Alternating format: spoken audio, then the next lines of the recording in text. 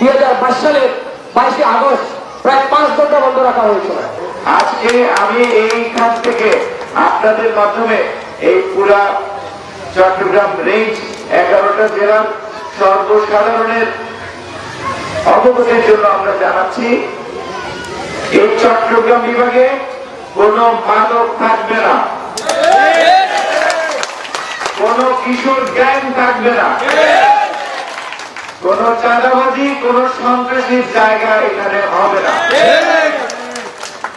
রাষ্ট্রের বিরুদ্ধে যে অপশক্তি অবস্থান নেবে তাদেরকে শক্ত হাতে দমন করা হবে।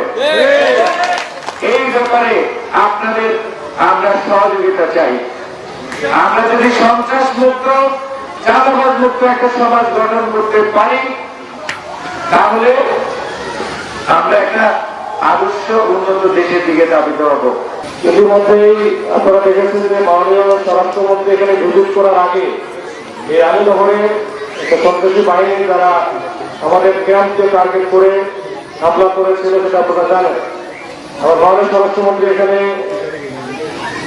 ভিজিট করেছে, আলীনগরে ওখানে গিয়েছিল এবং আপনাদের সবার ব্যাপারে যে একটা আগে থেকে একটা সুদূর ভয় দেখানো হয়েছিল যে পুলিশ বা আইনশৃঙ্খলা বাহিনী যদি জঙ্গল চলে পড়ে একবার ঢুকে পড়ে তাহলে সবাইকে কি করবে, উচ্ছেদ করবে, সবাইকে বিতাড়িত করবে, কেউ আর থাকবে না, তখন ওই মানে সবাইকে চলে যেতে হবে, এরকম একটা আতঙ্ক তৈরি করা হয়েছিল।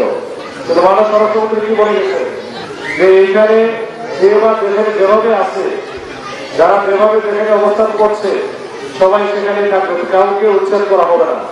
আমরা এই যে আইন শৃঙ্খলা বাহিনী আপনাদের এখানে এই জঙ্গল ছেড়ে পড়ে আসা মানে আপনাদের স্বার্থে আসা, আপনাদের নিরাপত্তার জন্য আসা, আপনাদের সহযোগিতার জন্য আসা। কয়েকদিন আগে দেখেছেন এখানে একটা ডাকাতির ঘটনা বা এরকম একটা ঘটনা হয়েছে, ডাকাতের আসার আছে, সেটাও কিন্তু আমরা সিরিয়াসলি হ্যান্ডেল করেছি। ওইখানে ধরা হয়েছে, উদ্ধারণ করা হয়েছে। পরে গত 15 দিন তার আগে শুনলাম যেখানে একটা ব্যক্তিকে তুলে নেওয়া হয়েছে, চাঁদা চাওয়া হচ্ছে, মানে বক্তব্য চাওয়া হচ্ছে। এইটাকে আমরা একেবারে খুবই সিরিয়াসলি নিয়ে ওই যে ভিত্তিটা হারাইছিল বা তাকে নিয়ে যাওয়া হয়েছিল, তাকে চা বাগানের ওখান থেকে আমরা উদ্ধার করে নিয়ে আসি। পরে যে যারা এই ঘটনার সাথে সবাইকে আইডেন্টিফাই করা হয়েছে, টাকা ফেরত আসা হয়েছে, ওদের বিরুদ্ধে যা যা ব্যবস্থা নেওয়া হবে সব ব্যবস্থা বানিয়ে যাচ্ছে। মানে একটা প্রাণী হোক, একটা অপরাধী, অপরাধীকে যেই হোক, আইনি কোনো সাহায্য